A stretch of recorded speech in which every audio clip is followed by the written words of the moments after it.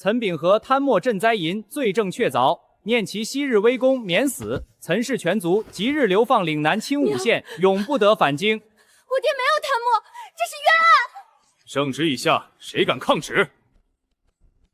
岭南、清无县、百丈山，好家伙，这哪是流放？这分明是老天爷把我一脚踹回了专业对口岗位。水稻育秧，山地排水，果树嫁接，龙眼烘干，甘蔗制糖，香草提露，防棹避虫。我不敢说自己天下无敌，但要说在岭南开荒蒙种田搞钱不好意思。这题我会，别人看见的是死路一条，我看见的是满屏资源点闪闪发光。二弟，你千万要保重。岭南路远，听说那边瘴气重得很，外商人去了10个里有8个都熬不过第1个夏天。他装的真像，如果不是我知道我父亲这桩贪墨案就是他和背后的人一手设计的，我差点都要给他颁个年度最佳绿茶男奖。二弟，你素来文弱，连京城6月的暑热都受不住，去了岭南可怎么办呀？谢谢，真的谢谢。堂哥放心，我这人命硬，越热的地方越适合我活。快点上路！真惨啊，岑家这回完了。岭南那地方蛇虫遍地，瘴气能熏死人。岑二公子生的那般俊朗，可惜了，怕是要烂在荒山里。我听得差点笑出声。燕城，别怕，到了岭南，姐姐就算饿死，也会把最后一口饭留给你。姐，你现在对岭南的认知还停留在恐怖传说版本。爹，您信我吗？爹自然信你。那您到了岭南以后，先别急着上信，我们可能会很忙，有些事儿说出来没人信，得做出来。他以为他赢了，可他不知道，他这一脚没有把我踹进深渊，他是把我踹进了新手村。看见没有，前面就是百丈岭。今晚过了这片山，能不能活着醒来，全看你们命硬不硬。艾草、佩兰、香苗、菖蒲，还有一点陈皮似的清苦味，这不巧了吗？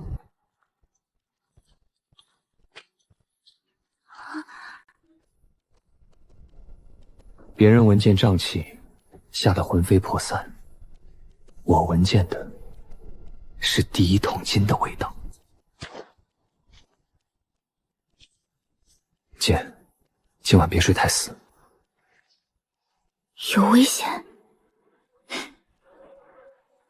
不，有生意。燕晴，你坐这儿，你去哪儿？采点草。采草？这地方草也能随便采，万一有毒怎么办？姐，你相信我吗？信。那就跟我走，顺便把那只破竹篮带上。怎么，岑二公子嫌命长，想进山？大人误会了，草民只是采些草，给家人驱虫。哼，别走远，岭南这地方丢了人可没人找。好的。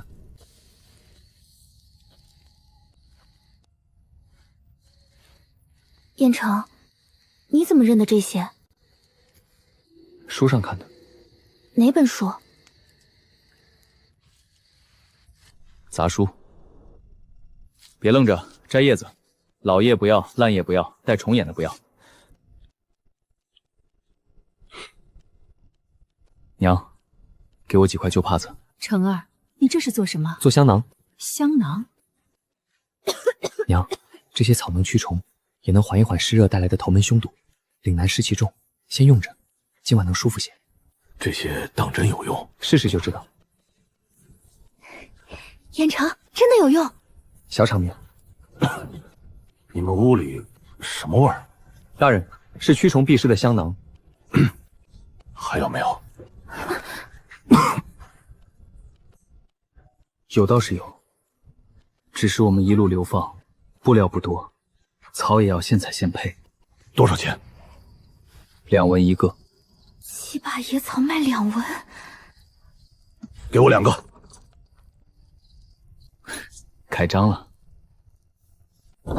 蚊子咬得睡不着，胸口闷得慌。2文1个，童叟不欺，也不赊账。燕城，我们赚钱了，就这些草。姐，说话严谨一点。什么？这不是草，这是岭南特产初级加工品。岭南不是只有死路。给我一个，昨夜听说真能驱蚊，我赶路用，来2个。我也要一个，胸口闷了一宿。那是荣溪村的老村长，姓黎。小公子，这香囊是你配的？是。你认得百丈山里的草木？略认得一些。那你敢不敢跟我去山坳里看看？看什么？年年果林，年年烂在地上。那片果林就在百丈山南边山坳里，红皮甜果，白肉圆果，年年结果，年年烂在地上。去，泼天富贵这么快就开始敲门了吗？当然去。姐，你不用这么紧张。我答应过爹娘要护好你。那你先护好自己脚下。没事，新手期允许失误。什么期？没什么。岑公子倒是不怕。这地方湿得厉害，村里没人敢久待。是啊，山路瘴气重，进去久了就胸闷的头沉。潮湿，腐叶，草木馨香。有瘴气，但不算重，更像是山坳排水不好，湿热积久，再加上腐叶发酵形成的闷浊气。第一，清理腐叶；第二，开排水沟；第三，低洼处种耐湿作物；第四，常走的山路两侧种香茅、艾草、薄荷，须虫顺便当原料；第五，果林修枝，通风透光。这不就是一个等待改造的农业副本吗？就是那里。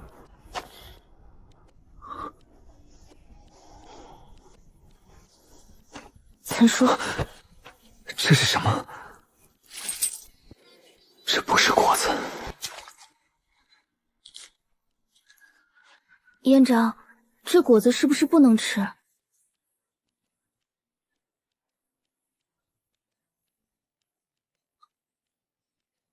甜。甜是甜，可这东西不顶饱，吃多了还上火。山路又难走，运到县里时坏了一半，久而久之就没人管了。不顶饱没关系，能卖钱就行。鲜果会坏，就不卖鲜果。剥壳、去核、烘干、封存。荔枝做荔枝干，龙眼做桂圆肉。山路再难，干货也能走出去。烘干了，还能有人买？这不是一束果子，是一条前路。这片果林能救荣溪村。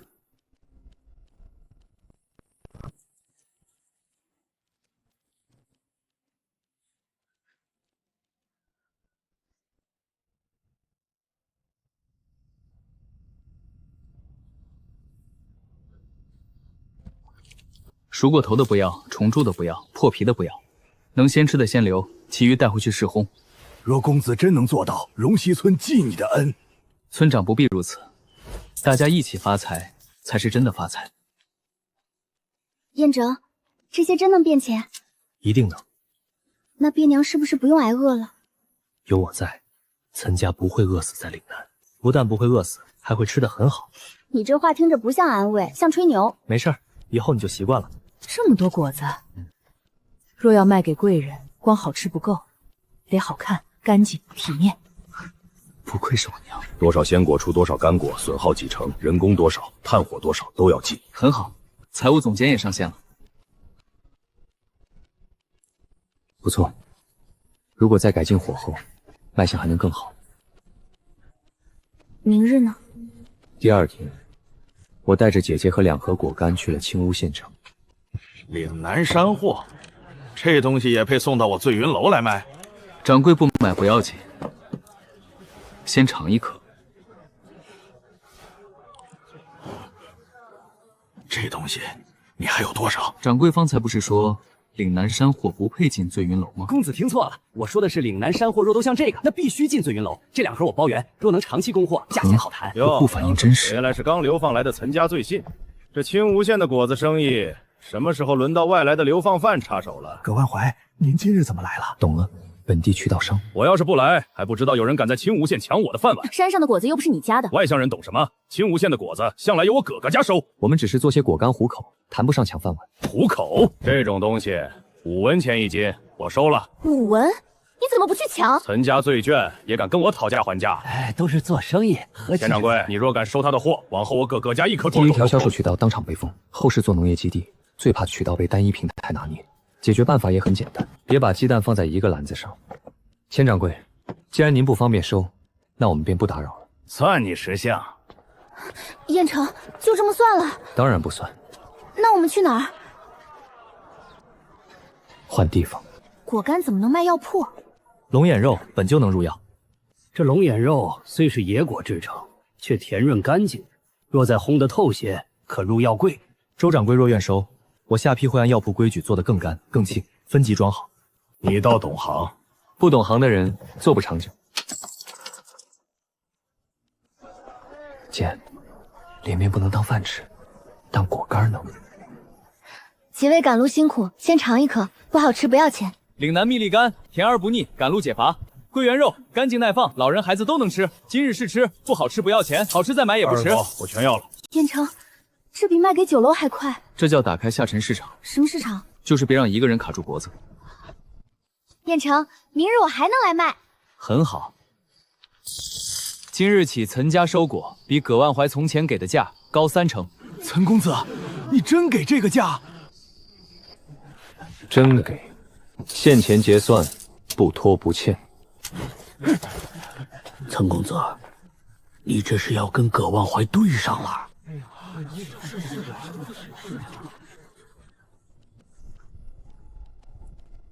我们连夜扩了红棚，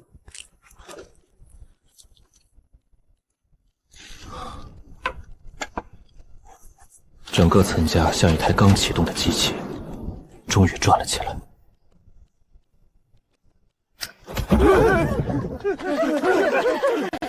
谁派你们来的？证据都快怼脸上了。葛万怀这人办事主打一个不太聪明。不说也行，明日一早我就把你们送去县衙。送就送，反正县令大人是我和万怀的亲。哦吼，原来不是小怪，是连着副本 BOSS 的，那就更好了。打一个也是打，打一串更省事。成儿，若那县令真是葛万怀的姐夫，那他一定会护短。娘，别怕，护短好啊，不护短我还不好把事情闹大。燕城，你想做什么？爹，您看看。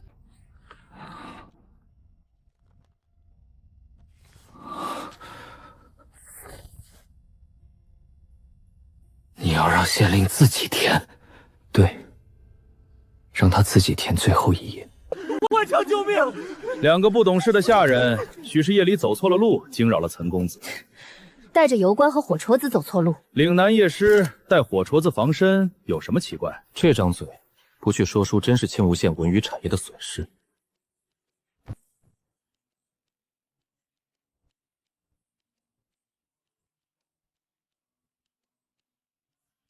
堂下何人？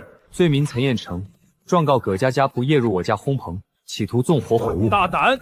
你一流放罪卷，初到青梧便扰乱地方，竟还敢污蔑本县良民！人是我们当场抓住的，可有人证？草民可作证。姐夫，哦不，大人，岑家近来私采百丈山果子，私设烘棚，扰乱商价。依我看，倒该先查查他。来了，岑彦成来了。你可知百丈山乃官府辖地？你私采山果，私自售卖，可曾向县衙报备？回大人，百丈山南澳果林多年无人采管，荣溪村民皆可作证。草民收果时按斤付钱，所有银钱皆有账册。至于报备，草民初来青梧，不懂本地规矩。哼，不懂规矩便是罪。既然大人说百丈山是官府辖域，那草民愿意补交税银。这是草民这几日收果、制果、卖果的全部账目，所得不多，但愿按律纳税。只是草民有一事不明，何事？若果林年年归果，年年烂在山里，葛家又说青梧县果子向来由葛家收，那草民斗胆问一句：这些年百丈山果林究竟是官府管着，还是葛家管着？为何任由山果腐烂，百姓贫困？若是葛家管着，账可有契书，加之收果多年，税银又在何处？放肆！罪祟之子也敢质问本官？草民不敢。大人若说草民该纳税，草民愿纳，只是还请大人写明，百丈山果林从今往后归县衙征税。葛家的私收私占，也请大人一并追查过去3年葛家收果账目，以免关税流失。你胡说八道！来人，把这个妖言惑众的罪人。慢着，下官见过裴侍女。裴侍女，南境镇南王侍女裴慎堂。传闻她奉旨巡查岭南，查的就是南境赈灾营和地方开荒账。哦吼，隐藏 NPP 刷新了，还是高权限。方才的话是你说的？一个流放罪臣之子，懂账账户，还敢偷通唐温县的税银去向？岑彦成，你到底想做什么？想活，顺便发财。有意思。很好，至少目前来看，这位高权限 NPC 没有当场卡号的意思。既然你会算账，那便把你这几日的账一文一文算给本侍女听。行吧。上辈子农业基地年终考试盘点时，我被老板、财务、采购、仓储、销售5方围攻，一张眼下这种场面，顶多算小型数值。回侍女，岑家3日前从荣西村民手中收荔枝236斤，龙眼172斤，荔枝每斤3文，龙眼每斤4文，共支出1396文。剥壳去核后，荔枝得净肉67斤，龙眼得净肉51斤。柴火足合油脂人工合计支出423文。昨日冒出荔枝干13斤，龙眼肉11斤，共得银2两6钱又78文。余货上有17斤，按当前成交价估算，可得银1两9钱上下，扣除本钱，目前净利约2两8钱。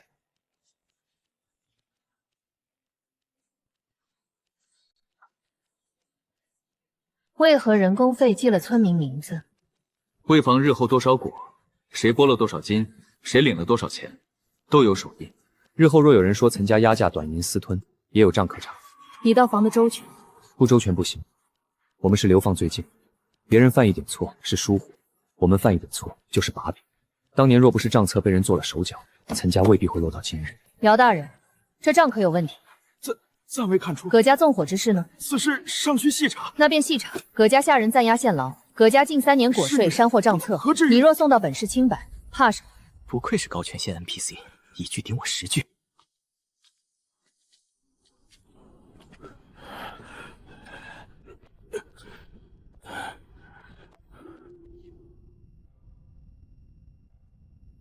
岑彦成，侍女还有吩咐？你真只是想活，顺便发财？不然呢？一个被流放的罪臣之家，短短几日聚拢村民，打通商路，还敢当堂逼问县令？你若说只是糊口，本侍女不信。这人不好糊弄，说实话，也只能说一半。侍女，我们岑家已经跌到谷底了，想活下去，就得有人愿意帮我们。村民愿意帮我们，是因为我们给他们钱；商队愿意买我们的货，是因为货能赚钱；我爹愿意重新拿起笔，是因为他发现自己还不是废人。至于我只是想让岑家人在岭南活下去，活得比那些想看我们死的人好。岑秉和的案子，你觉得冤？这不是闲聊，这是试探。他查的是南境赈灾与开荒账，而父亲的罪名正是贪墨南境赈灾营。我爹清白，但清白不能靠嘴说，得靠账。你还想翻案？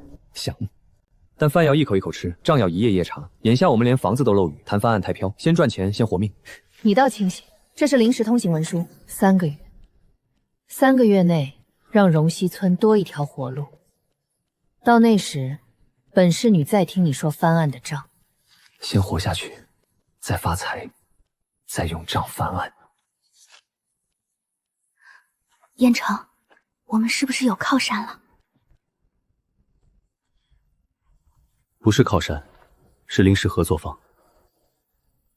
有区别吗？有，靠山会倒，合作方看利益，我们得让自己有用。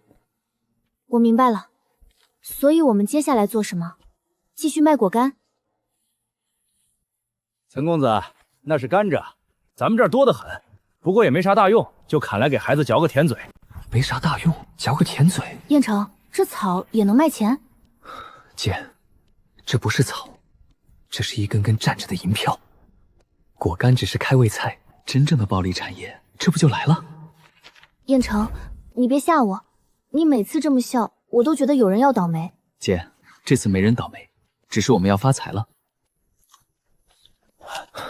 李伯，村里甘蔗多吗？多，山脚水田边种了不少，就是卖不上价，孩子爱嚼，剩下的砍了喂牲口。喂牲口？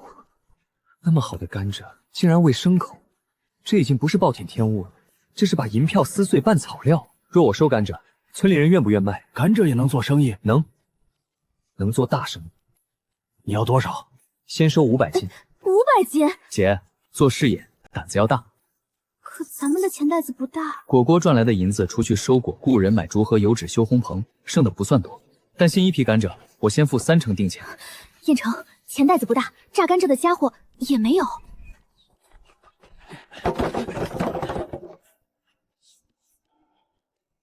岑公子，500斤都在这儿了。削皮、切断、碾压，没有现成榨汁机，就用木棍和石槽临时改。燕城，我现在觉得我不像大家闺秀。你现在像未来岭南糖业第1掌柜。很好，员工激励成功。娘，舀些给他们喝。甜，比直接嚼还甜。这才哪到哪儿？接下来才是重点。火候是关键，太急会焦，太慢不成形。燕城，这便是糖？还差一步。姐，撤火。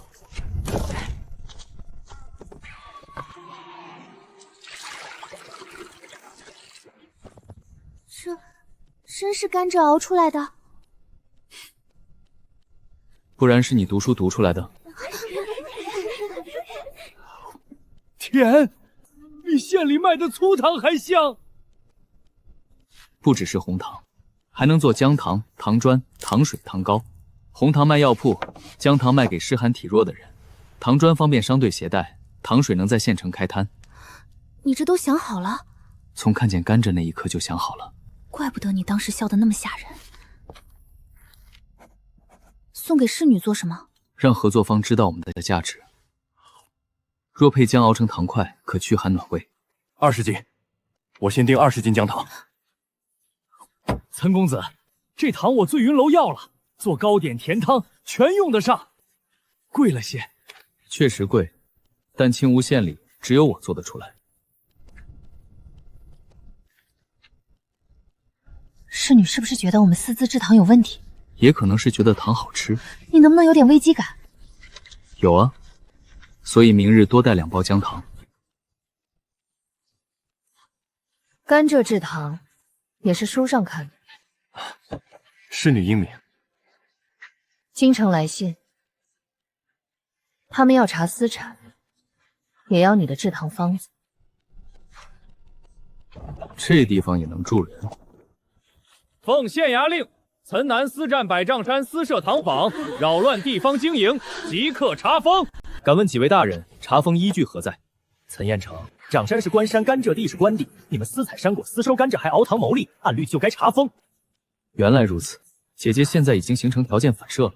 只要我开始过分礼貌，就说明有人要倒。爹，把文书拿来。第一，岑家持有侍女批下的临时通行文书，百丈山南沤多年荒废，岑家已递交开荒申请，并有县衙收文章印。第三，甘蔗皆由荣溪村民自愿售卖，现钱结算，契书为证。请问我们私在哪里？有章印又如何？县衙尚未正式批复，便不能擅自开荒。说得好，既然百丈山确为官山，那草民便有一事不明。朝廷3年前曾拨下岭南开荒补银，青梧县也在名单之内。既然百丈山是官山，县衙为何多年不修路、不清账、不登记果林？既然甘蔗地是官地，为何任由村民自种自收却无税册？若县衙管了，账的没管，那这笔开荒补银去了哪里？一个罪顺之子，怎敢妄议朝廷补银？我不敢妄议，我只是想按律纳税，合法开荒。可大人们一会儿说这山没人管，一会儿又说是官山，草民实在不懂，所以只好请侍女来判一判。侍女，怎么回事？回侍女，县衙说岑家辞占官山，私设糖坊要查封，草民不懂，只好请侍女明断。侍女，岑家罪卷，胆大妄为。问你了吗？好，这嘴替质量不错。县衙收了开荒申请，为何迟迟不批？青梧县3年前开荒补银账册何在？问题问到核心了，查封岑家，先扒个你们自己的账。去县衙封账房，青梧县近5年开荒山林税粮账册全部带走。是。侍女，此事是否太过？本侍女奉旨巡查岭南，你再教本侍女办事。名义上修了山路，实际路还在草里，名义上登记了荒田，实际地还是野地。名义上购买了驱瘴药材，实际荣溪村百姓连药渣都没见过。这字迹，当年无我贪墨的违章也是这样的字迹。岑维章派人来封山，本来是想断我的财路，结果一脚踢翻了青乌县旧账，还把我爹冤案的线头踢出来了。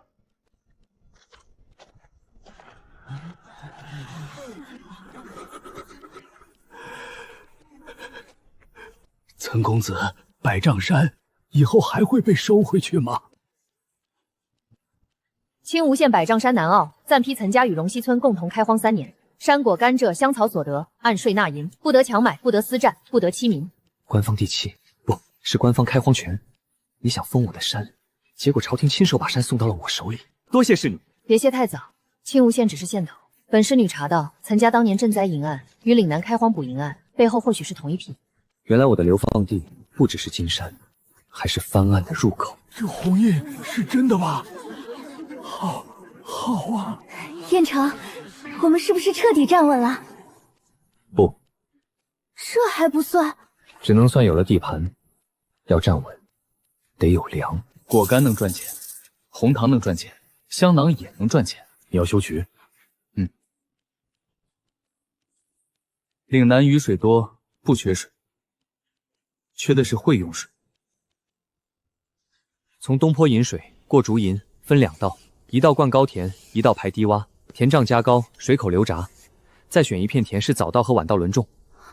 你还会这个？姐，我说过，书上看的。现在1亩地田收成多少？好年竟有一致多些。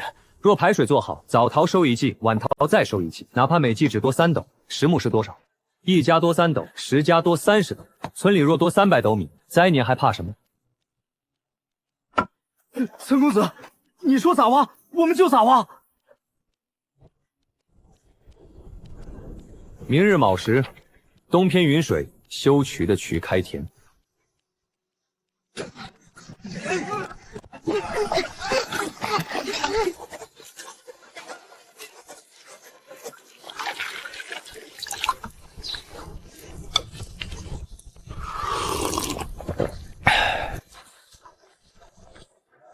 这边不能挖直，要留弯，水口别堵死，低田要能排出去。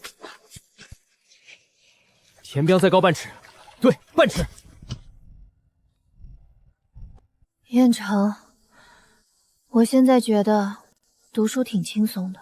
恭喜你，终于发现知识分子下地的痛苦。那你怎么还这么精神？因为我站在岸上指挥。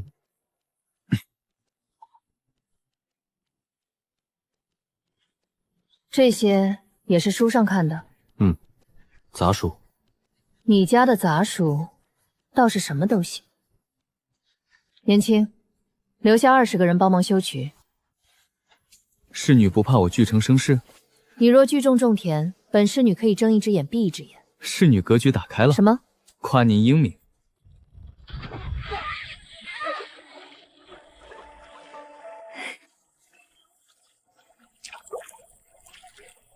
这水终于听人话了。水是来了，可稻谷真能多收吗？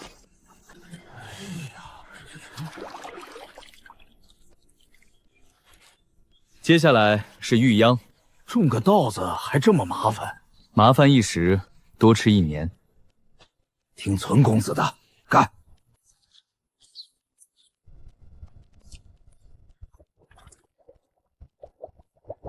果干入库，糖房加锅，香囊明日送青乌县外。他再一点点活回来，比往年多了近1倍。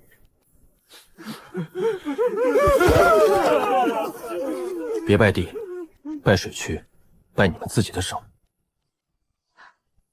岑彦成，你真把岭南种出粮来了？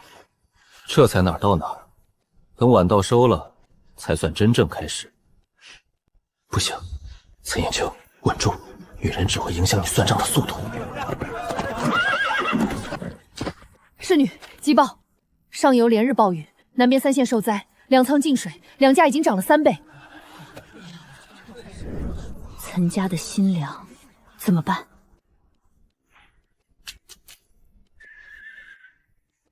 若按高价卖，我们能大赚一笔。可真正的机会不是发财，是翻案。开仓，平价卖？不是卖，先救人。燕城，你想清楚，这是咱们辛苦几个月才攒下的粮，若按现在的粮价卖出去，咱们家能赚一大笔。我不是不想救人，我只是……我知道，你只是怕一家人又饿回去。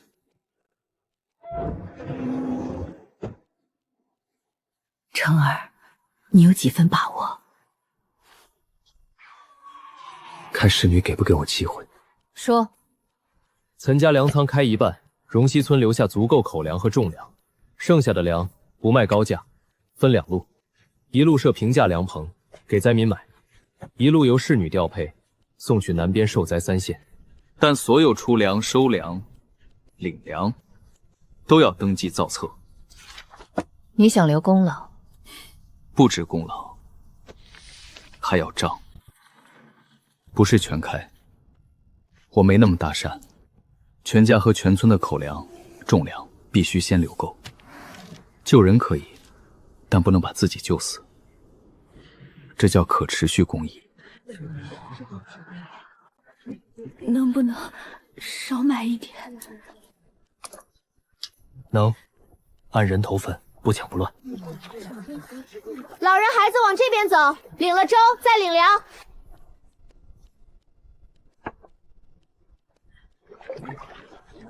红糖姜汤，老人孩子先喝。外来的灾民，香囊成本价领。岭南灾后湿寒，别让瘴气再夺命。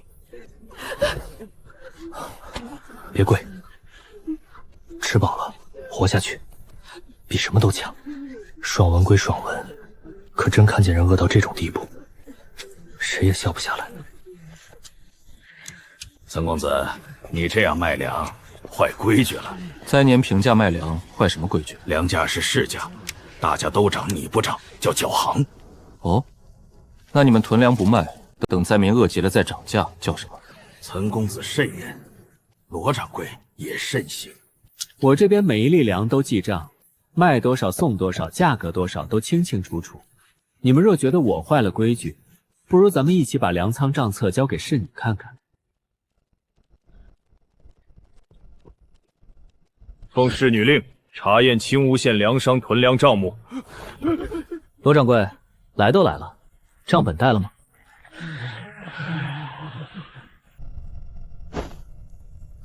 南边3县急报，岑家的粮及时送到，稳住了2个灾民聚集点。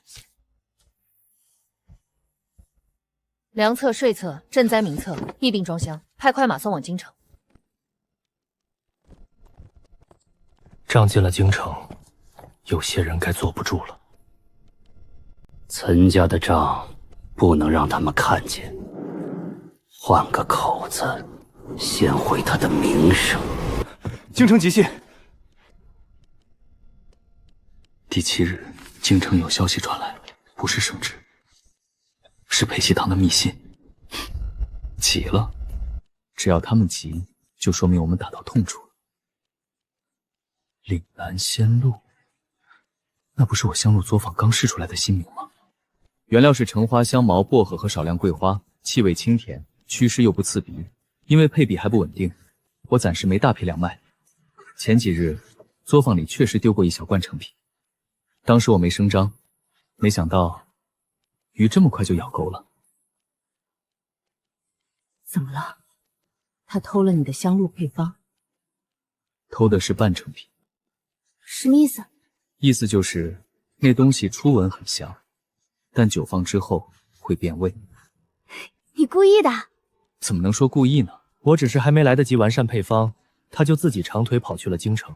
所以你早知道作坊里有内鬼？知道。为何不抓？抓一个内鬼只能拔一根草，但放他带着假配方进京，能烧一整片荒草。裴旭堂派人送真正的香露进京时，我还在岭南找和尚。燕城，你真不回京？不回。可岑维昭都要在贵妃寿宴上冒领你的东西了，所以才更不能回。我若回京，他还能哭，说我是罪臣之子，嫉妒我，故意攀咬。我不回，正品让裴旭堂送进京，让香露自己说话。程儿的意思是，好东西不必炒，贵人用了自然知道真假。不愧是我娘，高端局理解能力在线。岑维昭偷的是半成品，刚开瓶时确实香，可久放之后气味会发浊。他若只私下用，还不一定翻车。偏偏他要在贵妃寿宴上献宝，人呢，不能太爱表现。你这语气不像叹气，像等着看热闹。不是看热闹，是验收反派作死成果。京城离岭南远，但消息来得一点不慢。5日后，裴黑堂的密信到了，信纸很薄，内容却很精彩。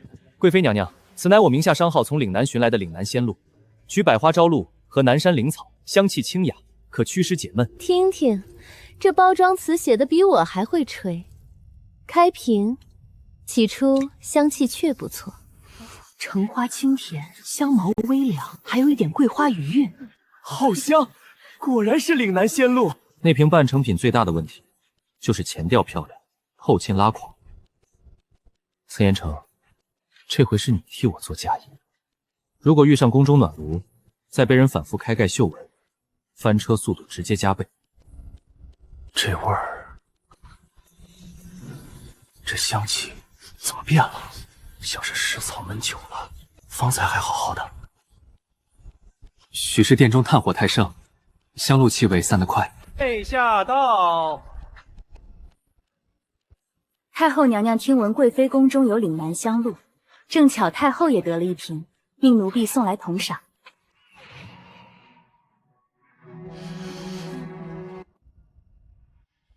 同样叫岭南香露，差的也太远了。太后这瓶从何处得来？岭南青梧，岑家子岑彦成所制。岑公子随香露一并成了配方备案，还有作坊账册。裴大人另呈密信，请贵妃娘娘与太后娘娘过目。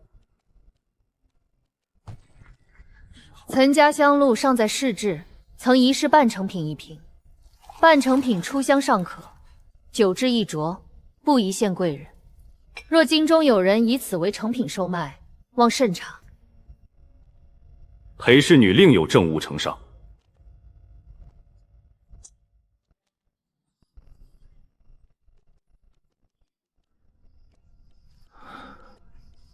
终于，线头从岭南撤回了京城。所以，岑维昭完了？还没，他只是翻车，要让他彻底完，得让他背后的人也露出来。这笔记，爹可认得？认得，是户部旧吏冯骥，他当年是赵尚书的人。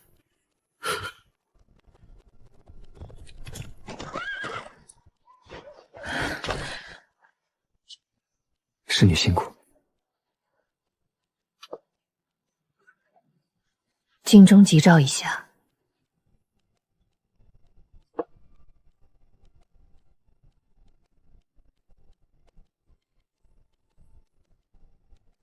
罪臣岑秉和旧案重审，岑家人即刻回京听旨。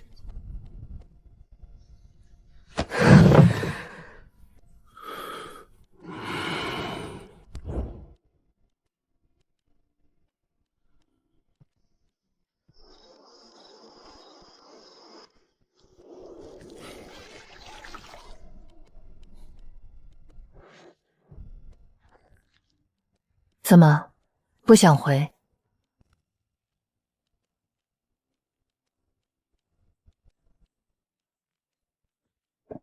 回当然要回，不回怎么当面看岑维昭哭？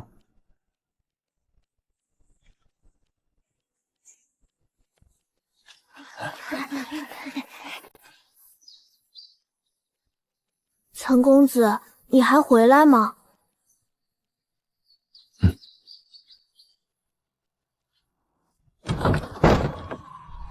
当初我们来岭南时，什么都没有，破屋、瘴气、荒山，一身罪名。如今再看，这里哪还是旁人口中的流放死地？这是我一铲子一锄头刨出来创业基地。当然回来，我的山还在这儿呢。还有你的糖坊、粮仓、香露铺、商队。对，全是我的。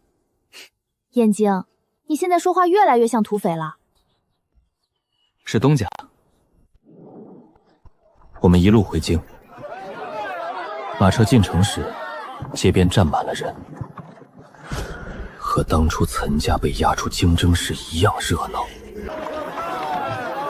只是那时，他们看的是笑话。这回，他们看的是稀奇。岑家入宫，听旨。不像离京那日，被冤屈压得抬不起头。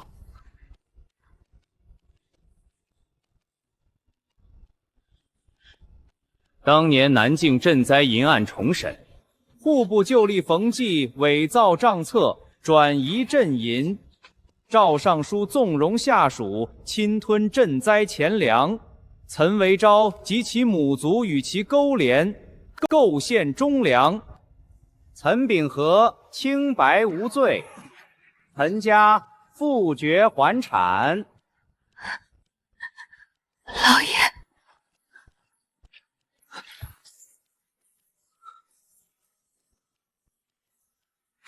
岑彦成，你早就知道香露有问题，你故意害我！堂哥这话奇怪。东西是你偷的，宫宴是你献的，牛是你吹的，怎么锅成我的了？若不是你在岭南出风头，岑家早就该死在那里。是啊，你当初不就是这么想的吗？你以为岭南是死地，瘴气会要我的命，荒山会饿死岑家。可惜了，你把我推下去的地方不是深渊，是金矿。谢谢你。真的，没有你，我还不知道岭南那么好种。岑彦成，你凭什么？凭什么？他大概到现在都想不明白，为什么他精心挑的死路，会被我走成通天大路。反派杀青，戏份到此为止。接下来是我的产业结算环节。皇帝念岑家救灾有功，又因岭南开荒成效显著，赐下3道恩旨：其一，百丈南澳永久开垦权归岑家与荣溪村共营，永久开垦权；其二，青武码头准许岑家商行经营山货转运，3年免杂税。青武码头也给了。其三，岭南果干、红糖、香露、药草可入南境官采名录。我听完，心里只有一句话：好家伙，官方扶持道长，这波血赚。陛下，岑大人熟练钱粮旧制，如今沉冤得雪，理当重回户部任职。臣历经此劫，方知民生之艰。臣愿回岭南督办开荒水利，替朝廷守好南境粮仓。很好，我爹也想明白了，京城是权力场，岭南才是基本盘。公子，陪侍女来了。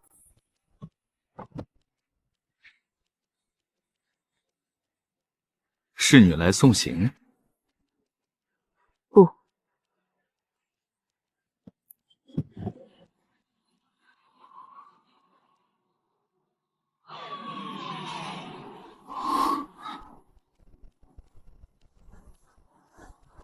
里面没有珠宝。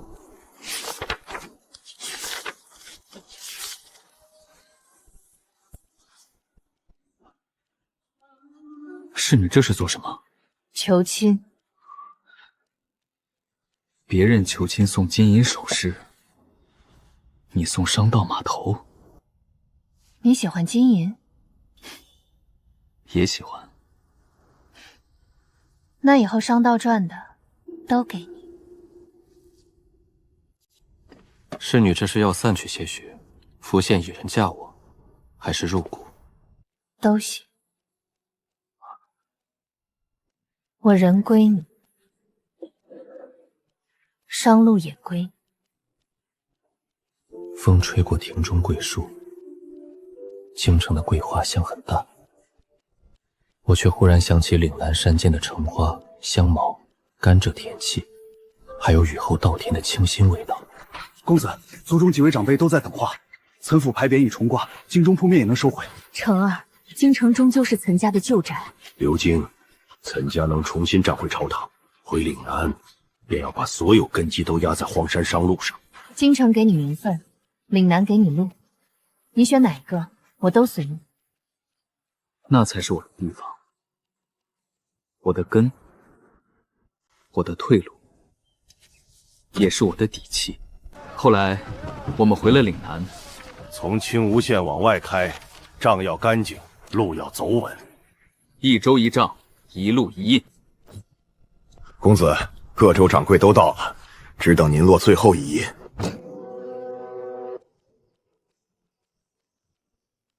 公子，京城来信，荔枝干和桂圆肉全收。百丈山果林连成一片，荔枝干和桂圆肉迈进京城。让他们看清楚，岭南不是死地。这地方，真是从前人人绕着走的岭南。以前绕着走，如今排着队来。红糖砖随商队北上，今晨30车，明晨还要30车。给我也60车，按账排号，不插队。这瓶我要，我上月就定了。岭南花鹿成了显贵们抢着订的稀罕货，二位若要，得等下一船。下一船先写我的名。谁还说荣溪是穷山村？公子，荣溪村从穷山村变成人羡慕的富村了。岑家是不是当年被流放到岭南的那个岑家？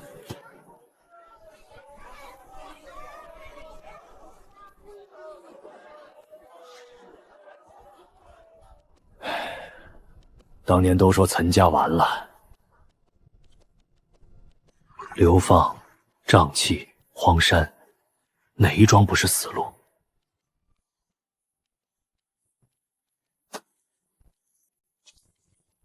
这是百丈山。京城30箱荔枝干，北上红糖砖2车，花鹿走水路，今日都从青吴码头发。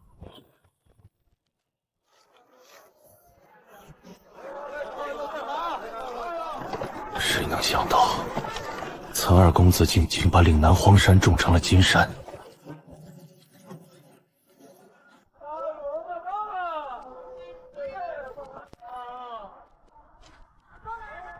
二公子，北上货船齐了，只等您一句话。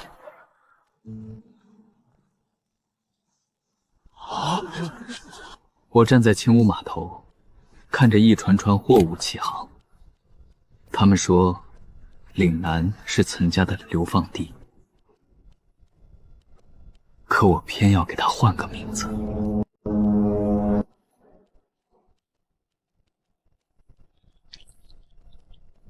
他们说，岭南是我的流放地。岑家罪极，发往岭南。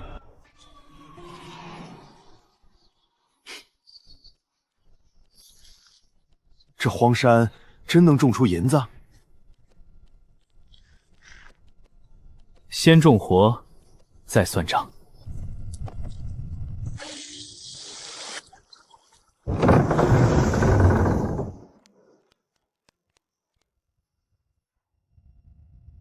可他们不知道，这怎么会在他手里？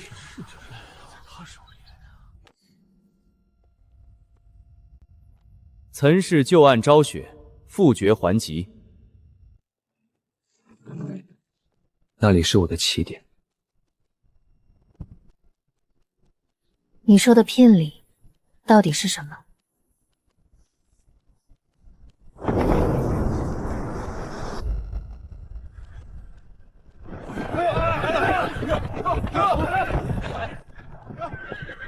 南京第一传，等公子一句话。当年京城高门把岭南当惩罚，谁能想到今日连他们也要排队买岭南货？罪名洗清了，参加也回来了。他们给我的是一座荒山，我把惩罚种成了路，把荒山种成了金山。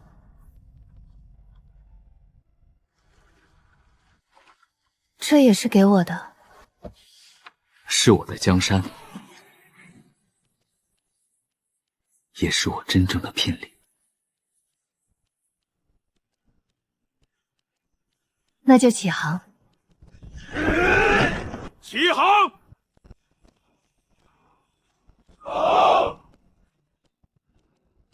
南境商路开了，下一座金山还在路上。